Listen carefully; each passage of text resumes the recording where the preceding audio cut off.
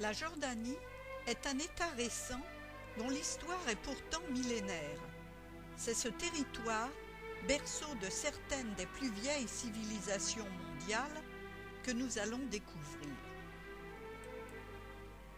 En commençant par Amman, aujourd'hui cité de plus d'1 million d'habitants, avec les ruines de la citadelle Djebel el-Khalaf, érigée sous le règne de Marc Aurèle.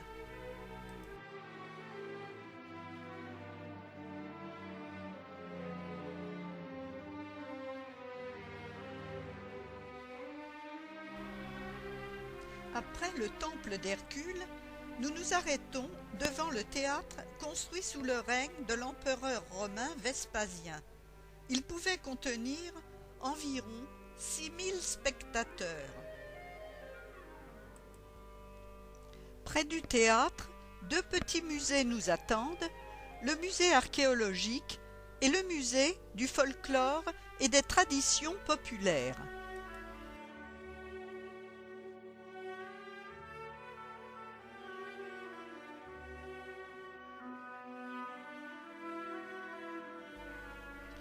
Puis, c'est le départ vers le point le plus bas du monde, situé à 400 mètres au-dessous du niveau de la mer Morte.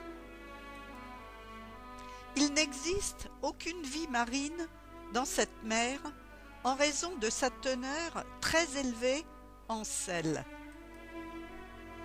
Et s'il est impossible de se noyer dans cette mer, prudence pour les éclaboussures dans les yeux ou les coupures sur le corps qui brûleront comme le feu.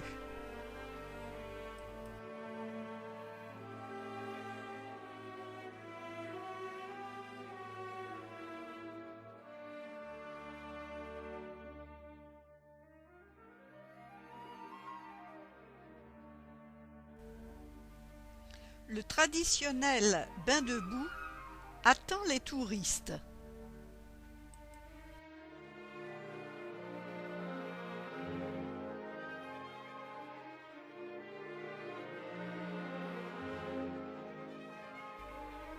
Après le rinçage général, c'est le bronzage au bord de la piscine, puis la détente à l'ombre.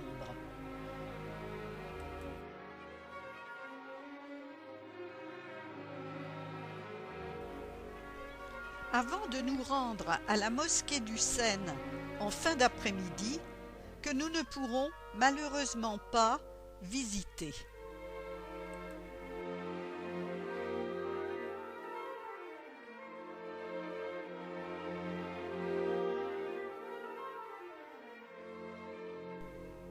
Lors de notre arrivée sur le site de Jerash, nous apercevons d'abord l'arc d'Adrien, de taille encore impressionnante, mais qui était 2 fois plus haut lorsqu'il fut construit en 129 en l'honneur de l'empereur. Les vestiges de cette ancienne capitale romaine provinciale sont magnifiquement conservés. Derrière l'arc se trouve l'hippodrome, en partie restauré. On pense qu'il a été construit entre le 1er et le 3e siècle de notre ère. Il mesure 244 mètres sur 50 et pouvait autrefois accueillir jusqu'à 15 000 spectateurs sur ses gradins.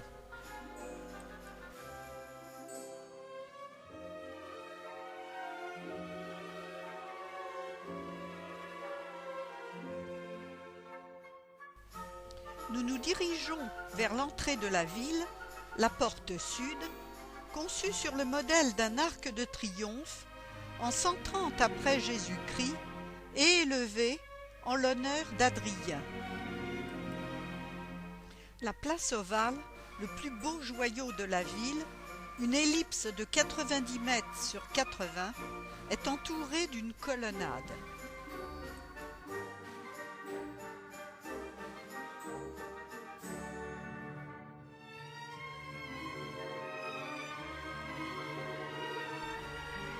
Au centre de la place ovale subsistent les vestiges d'une colonne surmontée d'une frise en métal.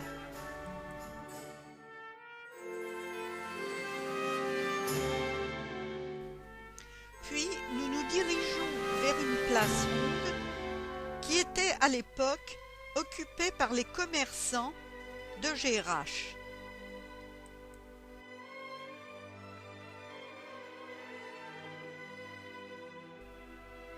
Les étals étaient situés derrière les colonnades. Dans le nymphéum, on peut imaginer les nymphes de chaque niche portant des jarres d'eau qui se déversaient à travers les têtes des lions. L'ensemble est très bien conservé et recouvert de marbre dans le bas, avec une peinture murale encore visible en haut. Le temple d'Artémis, déesse de la chasse et de la fertilité, nous attend au sommet de la colline nord-ouest.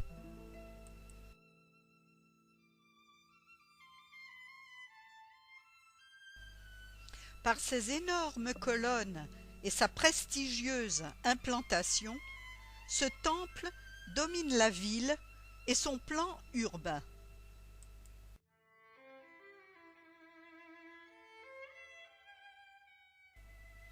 Un complexe de 3 églises se trouvait sur le site où des mosaïques ont été retrouvées.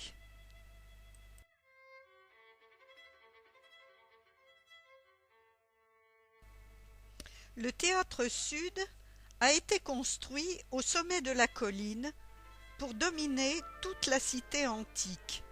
Il a été construit au 1er siècle après Jésus-Christ, durant le règne de l'empereur Domitien. L'une des caractéristiques artistiques de ce théâtre est la précision de l'acoustique qui atteint les derniers sièges supérieurs. Nous pourrons d'ailleurs en juger grâce à un concert improvisé.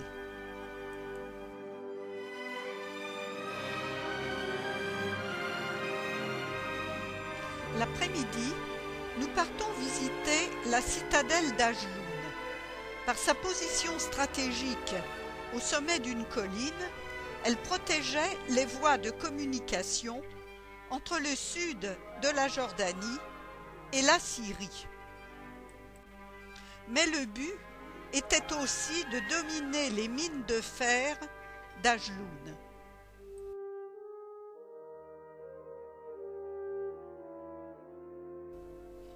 Une dernière photo avant le départ d'Amman pour montrer le relief de la ville.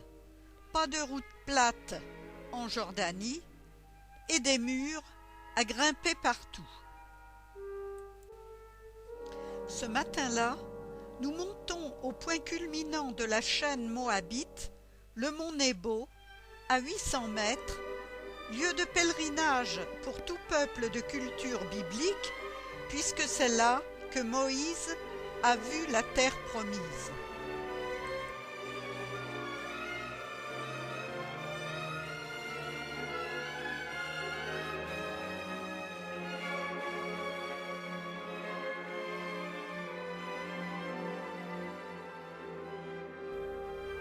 À Madaba, l'une des plus anciennes cités encore habitées de la Jordanie, florissante à l'époque byzantine, nous entrons dans l'église Saint-Georges. C'est là que l'on a découvert une carte de la Palestine en mosaïque datant du VIe siècle, montrant entre autres villes Jérusalem.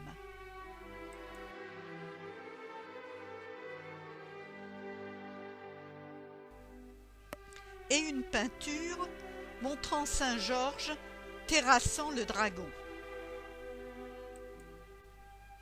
Et nous passons par la splendide gorge du Wadi Moujib qui se déploie sur 70 km entre la route du désert et la mer Morte.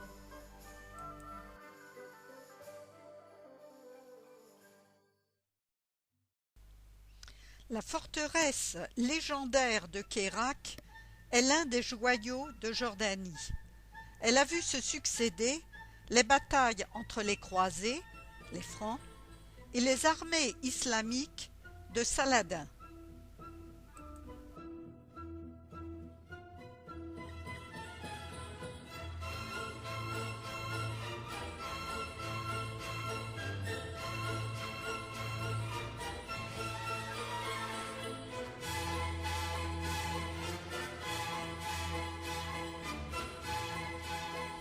À l'époque, il s'agissait d'une longue ligne fortifiée allant d'Aqaba au sud jusqu'à la Turquie au nord. Mais en 1293, un tremblement de terre a endommagé plusieurs parties du château fort.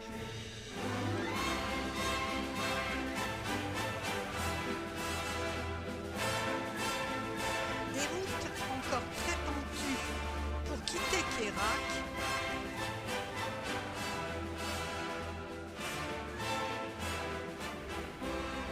et arriver à Pétra pour voir le coucher du soleil.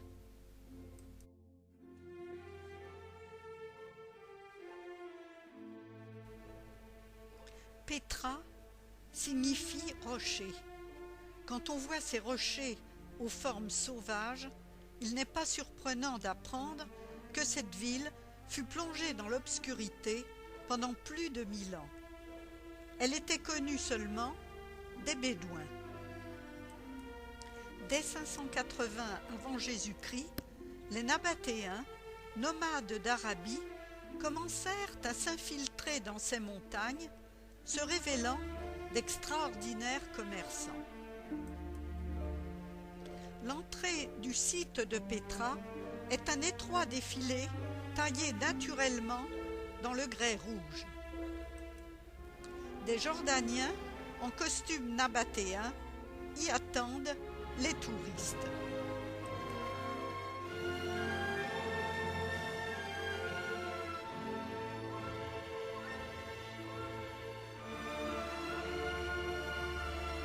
Au fur et à mesure que nous avançons dans le défilé, les roches se colorent, justifiant l'appellation de Pétra, la ville rose.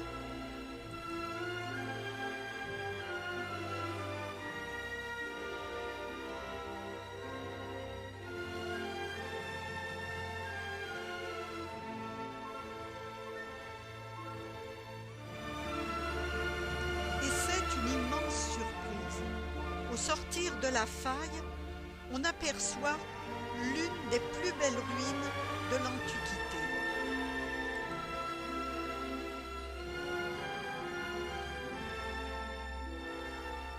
C'est le monument du trésor, taillé d'une seule pièce à même la montagne.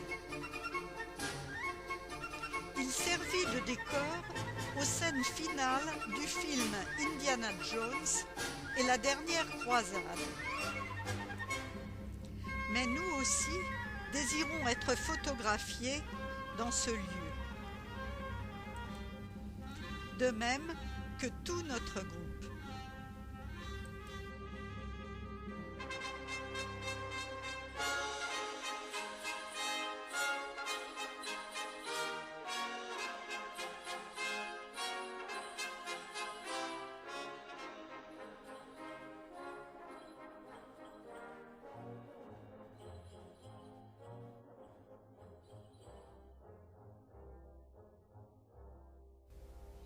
L'amphithéâtre pouvait contenir environ 4000 personnes. Accroché sur les pentes rocheuses du Djebel Madba, il est dominé d'une multitude de tombes.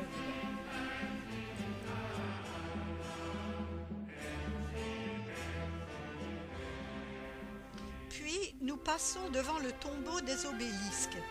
Sa structure est entièrement taillée dans la roche. Et les obélisques, au nombre de 4, surmontent une porte monumentale.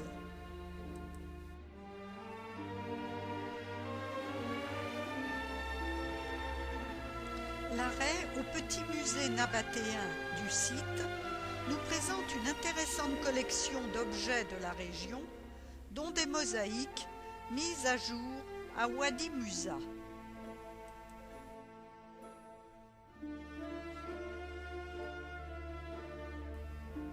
Après le déjeuner, nous décidons de grimper au monastère par un sentier escarpé nous demandant une quarantaine de minutes. Ce chemin spectaculaire compte plus de 800 marches taillées dans la falaise.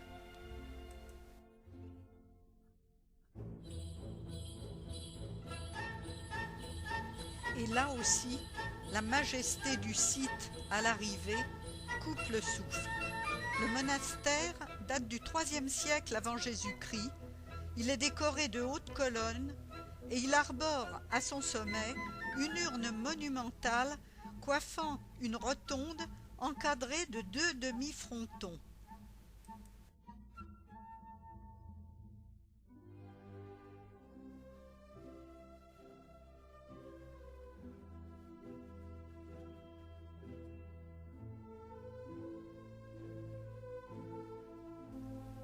En face du monastère, le chemin continue à grimper, permettant d'admirer 2 points de vue superbes, l'un à l'ouest, Israël et les territoires palestiniens, le second au sud, le Djebel Haroun et son mausolée blanc.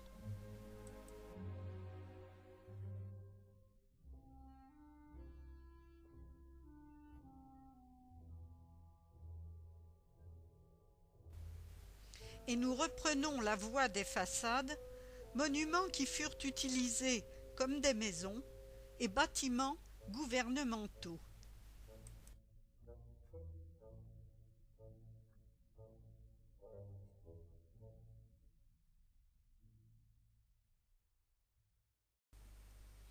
En repartant, nous admirons encore une fois les fabuleuses couleurs des rochers.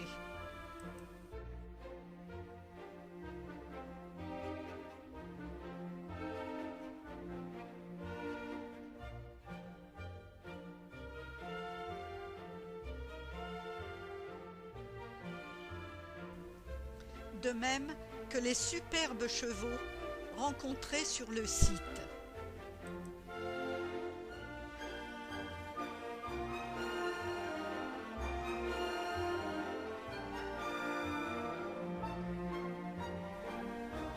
La petite Pétra était une halte caravanière avant d'arriver au port de Gaza, avant de descendre vers le Wadi Araba.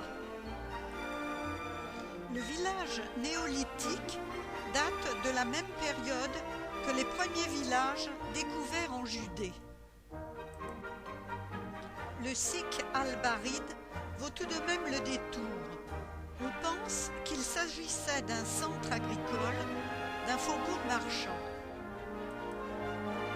Le défilé, long de 400 mètres, débouche sur une succession d'espaces allant en s'élargissant. On y trouve 4 tricliniums qui étaient des salles de banquet. Des petits bédouins nous accueillent en chantant.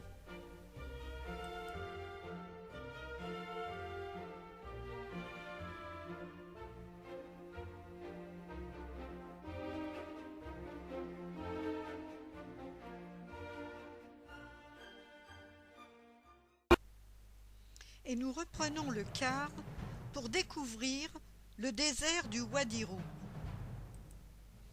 Abandonné bien vite pour un départ de plusieurs heures en 4x4.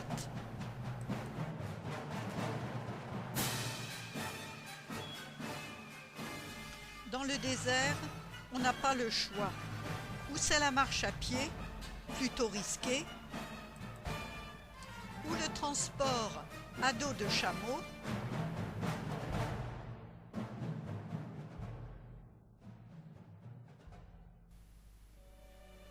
ou encore le cheval. Mais nous y sommes, et la magie opère grâce au caractère fantasmagorique de son paysage.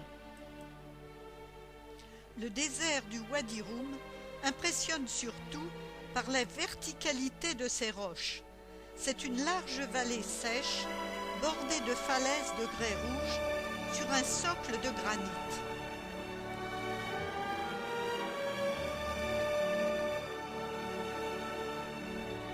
Érodées par l'action du vent et du sable, les roches ont pris des formes étranges. C'est la plus ancienne strate géologique de l'écorce terrestre. En avançant dans le désert, les couleurs changent, et c'est l'apparition des premières dunes.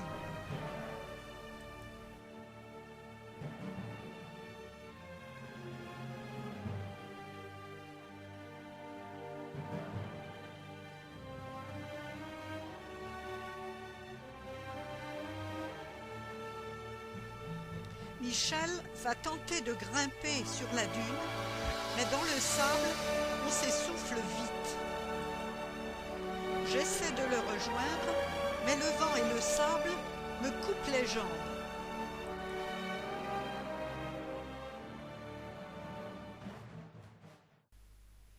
Et nous redescendons ensemble beaucoup plus vite.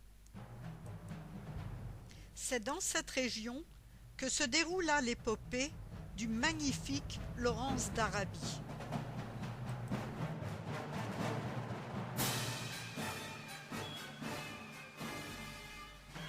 À ce jour, après des millénaires d'accidents tectoniques et de vent, les roches sont creusées, polies et stratifiées et s'élèvent jusqu'à 1854 mètres d'altitude. Le désert du Wadi Rum semble avoir été un centre important pour les Nabatéens.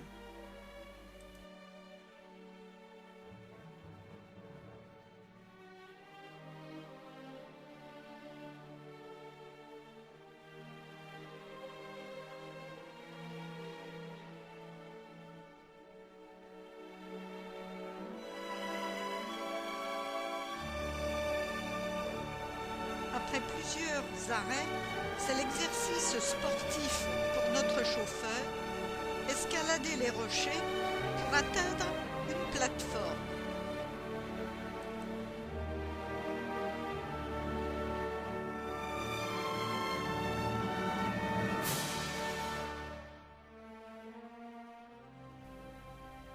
Et le soir tombe sur le désert. Il ne s'agit pas de la prière, mais de l'attente du coucher de soleil. Un peu décevant d'ailleurs, compte tenu de la brume occasionnée par le sable.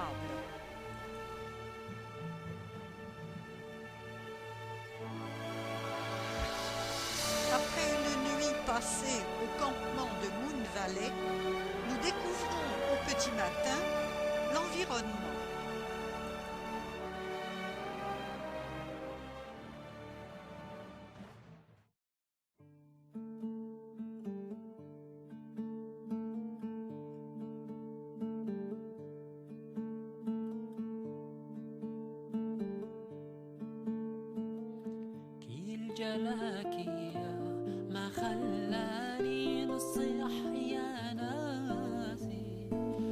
Après 1h30 de route, nous arrivons à Aqaba, situé au bord de la mer Rouge.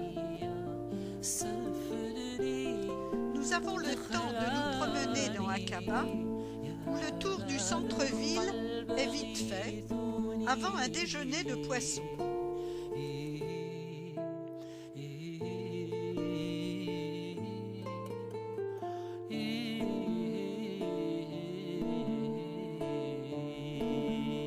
L'après-midi étant libre, nous le consacrons aux longueurs dans la piscine et à la lecture.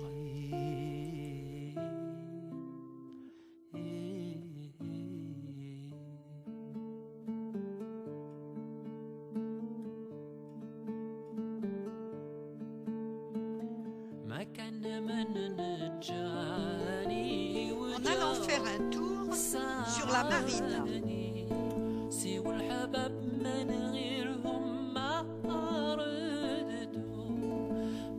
Pour admirer les superbes bateaux de plaisance.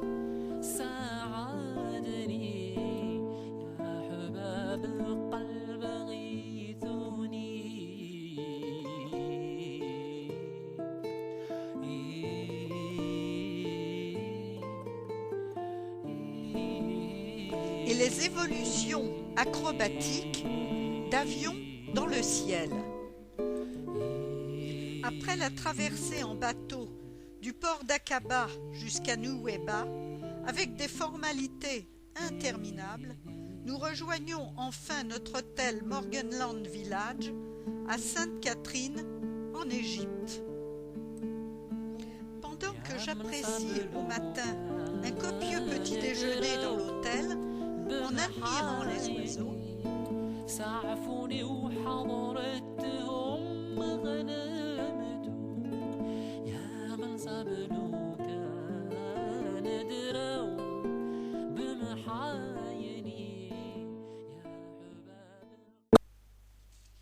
je pense à Michel, parti à 2 heures du matin faire l'ascension du mont Moïse à 2285 mètres de hauteur avec 700 mètres de dénivellation.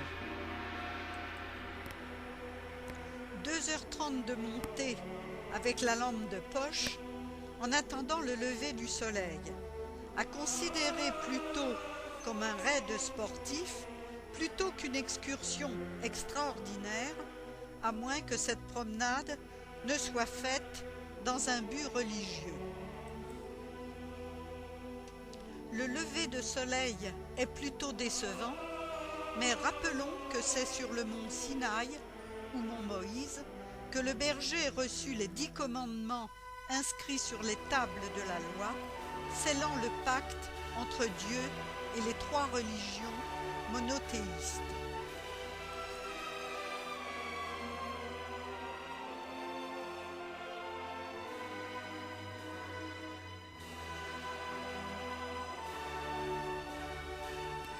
La descente se fait par des escaliers, à pied ou à dos de chameau, et de jour, le paysage est tout de même superbe.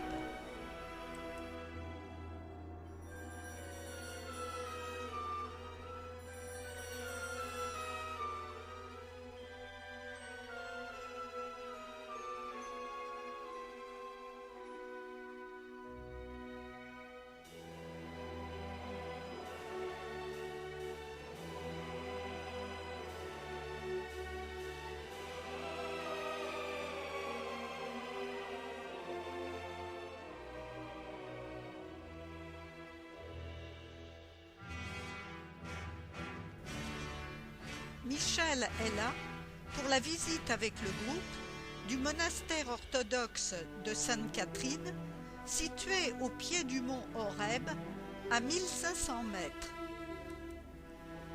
C'est là que Moïse aurait reçu les tables de la loi. La montagne est également connue et révérée par les musulmans qui l'appellent Djebel Moussa.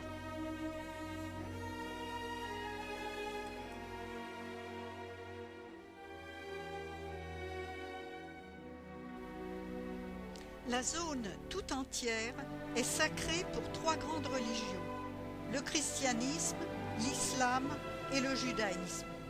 Le monastère a été fondé au VIe siècle et il abrite des collections extraordinaires d'anciens manuscrits chrétiens et des icônes.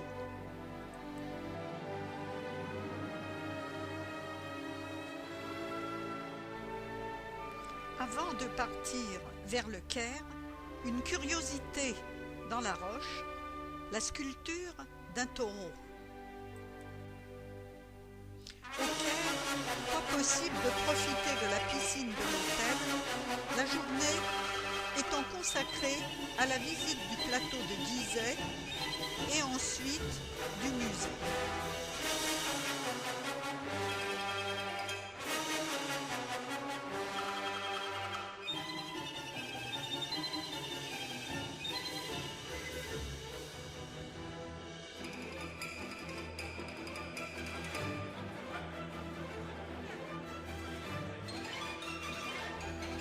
Nous retrouvons la première merveille du monde avec les pyramides de Khéops, Képhren et Mykérinos.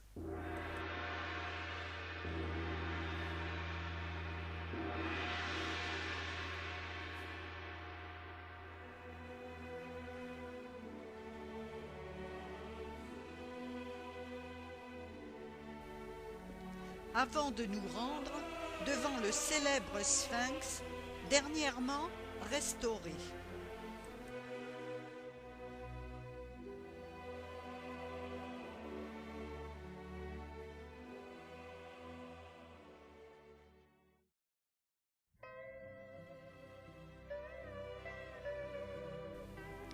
Puis, c'est la traditionnelle visite d'une fabrique de papyrus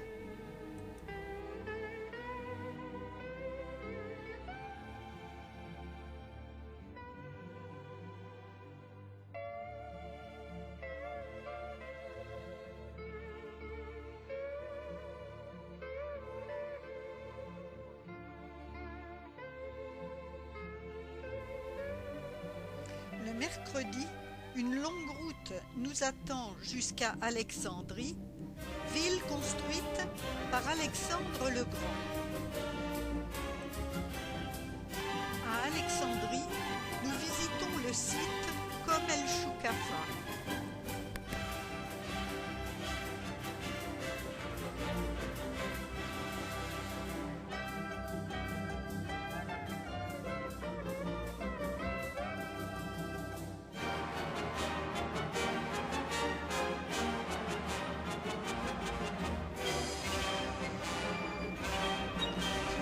L'amphithéâtre romain, trouvé en 1982.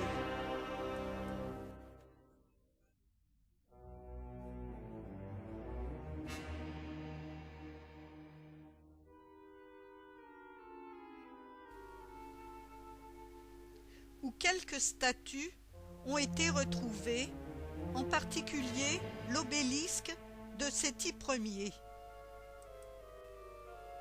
Tout au long de la route jusqu'au port d'Alexandrie, nous remarquons des pigeonniers.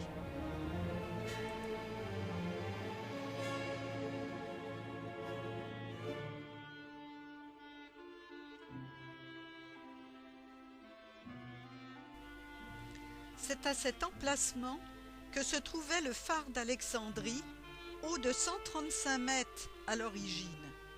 Au 8e siècle après Jésus-Christ, eut lieu un tremblement de terre et au 10e siècle, il n'est resté que la base. Une église orthodoxe y a été construite, disparue elle aussi au 15e siècle. Il ne reste à présent que le fort de Quetbay, qui ressemble à un château fort miniature et qui occupe le site du célèbre phare.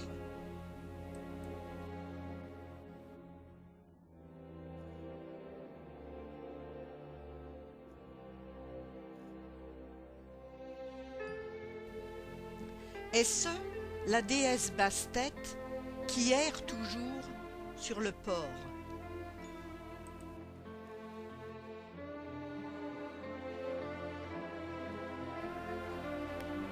Après la visite du musée gréco-romain, une dernière visite à la célèbre bibliothèque dont les travaux ont commencé en 1995. Elle comprend 650 000 livres et peut accueillir 2000 lecteurs.